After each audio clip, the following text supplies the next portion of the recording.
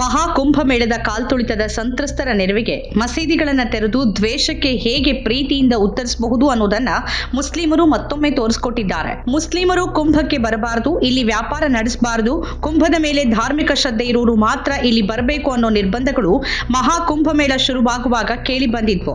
ಆದರೆ ಅದ್ಯಾವುದಕ್ಕೂ ತಲೆ ಕೆಡಿಸಿಕೊಳ್ಳದೆ ಕುಂಭಮೇಳಕ್ಕೆ ಬಂದ ಶ್ರದ್ಧಾಳುಗಳಿಗೆ ಸಮಸ್ಯೆಯಾದಾಗ ತಮ್ಮ ಮಸೀದಿಯನ್ನ ತೆರೆದುಕೊಟ್ಟಿದ್ದಾರೆ ಮುಸ್ಲಿಮರು. ಯಾವುದೇ ಆಸರೆ ಇಲ್ಲದೆ ಸಮಸ್ಯೆಗೆ ಸಿಲುಕಿದ್ದ 25,000 ಯಾತ್ರಾರ್ಥಿಗಳಿಗೆ ಆಶ್ರಯ, ಆಹಾರ ಹಾಗೂ ಕಂಬಳಿಗಳ ಸರಬರಾಜನ್ನ ಪ್ರಯಾಗ್ರಾಜ್ನ ಮುಸ್ಲಿಮರು ಮಾಡಿದ್ದಾರೆ.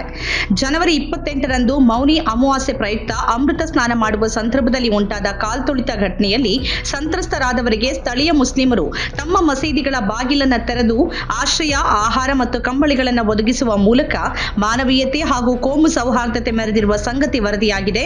ಬಿಬಿಸಿ ಸೇರಿದಂತೆ ಹಲವು ಮಾಧ್ಯಮ ಸಂಸ್ಥೆಗಳು ಈ ಕುರಿತು ವರದಿ ಮಾಡಿವೆ. ಗಂಗಾ ನದಿಯ ಸಂಗಮದಲ್ಲಿ ಜರುಗಿದ ಕಾಲ್ತುಳಿತದಲ್ಲಿ ಸುಮಾರು 40 ಮಂದಿ ಮೃತಪಟ್ಟು 60ಕ್ಕಿಂತ ಹೆಚ್ಚು ಮಂದಿ ಗಾಯಗೊಂಡಿದ್ರು. ಈ ಭಯಾನಕ ಘಟನೆಯ ನಂತರ ಹಲವರು ತಮ್ಮ ಪ್ರೀತಿ ಪಾತ್ರರಿಗಾಗಿ ಹತಾಶೆಯಿಂದ ಹುಡುಕಾಟ ನಡೆಸ್ತಾ ಇದ್ರು. ಈ ಗದ್ದಲದಲ್ಲಿ ತಮ್ಮ ಸಂಬಂಧಿಕರ ಮೃತದೇಹಗಳು ಕಳೆದು ಹೋಗಿರಬಹುದು ಅಂತ ಗದ್ಗದಿತರಾಗಿದ್ದ ಜನ ಕೈ ಮುಗಿದು ಪ್ರಾರ್ಥಿಸ್ತಾ ಇದ್ರು.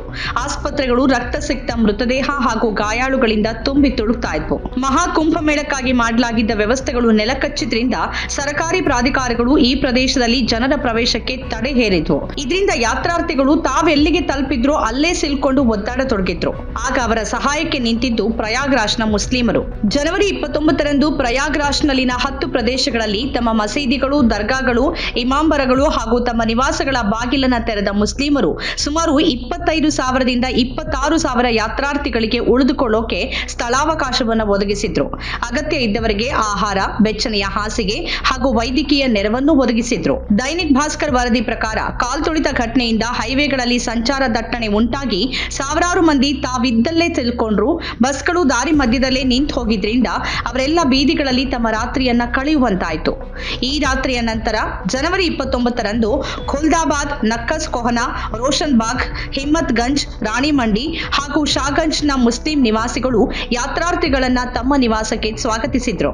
ಖುಲ್ದಾಬಾದ್ ಸಬ್ಜಿ ಮಂಡಿ ಮಸೀದಿ, ಬಡಾ ತಾಜಿಯಾ ಇಮಾಂಬರ, ಹಿಮ್ಮತ್ ಗಂಜ್ ದರ್ಗಾ ಹಾಗೂ ಚೌಕ್ ಮಸೀದಿಯಂತಹ ಮಸೀದಿಗಳನ್ನ ತಾತ್ಕಾಲಿಕ ಸೂರಾಗಿ ಮಾರ್ಪಡಿಸಲಾಯಿತು. ಮುಸ್ಲಿಂ ಸಮುದಾಯದ ಸದಸ್ಯರು ಯಾತ್ರಾರ್ಥಿಗಳಿಗೆ ಟೀ, ಉಪಹಾರ ಹಾಗೂ ಊಟವನ್ನ ಪೂರೈಸಿದ್ರು.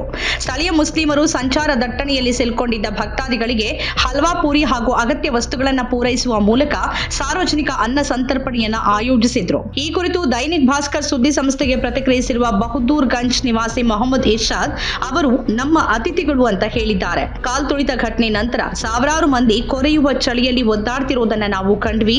ನಾವು ತಕ್ಷಣವೇ ಮಸೀದಿಗಳು ಹಾಗೂ ದರ್ಗಾಗಳನ್ನ ತೆರೆದು ಎಷ್ಟು ಸಾಧ್ಯನೋ ಅಷ್ಟು ಜನರನ್ನ ನಮ್ಮ ಮನೆಗಳಿಗೆ ಸ್ವಾಗತಿಸಿದ್ವಿ. ಅವರ ಊಟ ಹಾಗೂ ವಾಸ್ತವ್ಯಕ್ಕೆ ಬೇಕಾದ ವ್ಯವಸ್ಥೆ ಮಾಡಿಕೊಟ್ವಿ.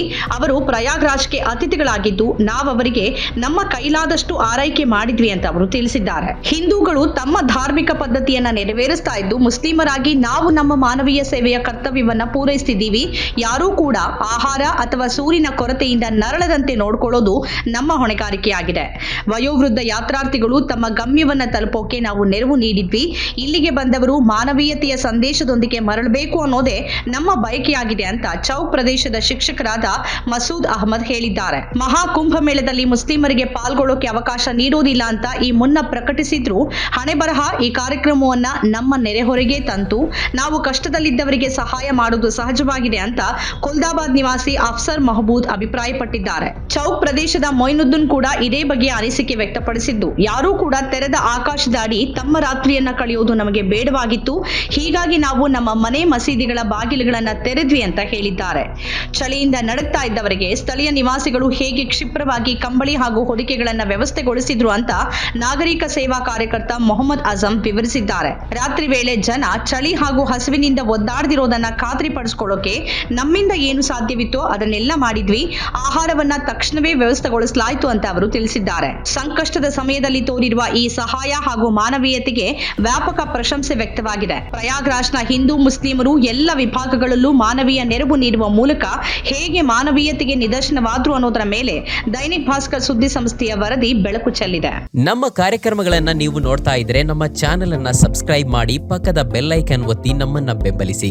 ಹಾಗೆ ನಮ್ಮ ಕಾರ್ಯಕ್ರಮಗಳನ್ನ ಲೈಕ್ ಮಾಡಿ, ಕಮೆಂಟ್ ಮಾಡಿ, ಅದನ್ನ ಬೇರೆಯವರಿಗೂ ವಾಟ್ಸಾಪ್ ಮೂಲಕ ಶೇರ್ ಮಾಡಿ. ನೀವು ಹೀಗೆ ಮಾಡಿದಾಗ ನಮ್ಮ ಚಾನೆಲ್ ಇನ್ನಷ್ಟು ಮತ್ತಷ್ಟು ಜನರಿಗೆ ತಲುಪಲು ನೀವು ನಮ್ಮೊಂದಿಗೆ ಸಹಕರಿಸಿದ ಹಾಗಾಗುತ್ತೆ. ಇದು ನೀವು ಯಾವುದೇ ಖರ್ಚಿಲ್ಲದೆ ಕೆಲವೇ ಸೆಕೆಂಡುಗಳಲ್ಲಿ ನೀಡಬಹುದಾದ ಸಹಕಾರ.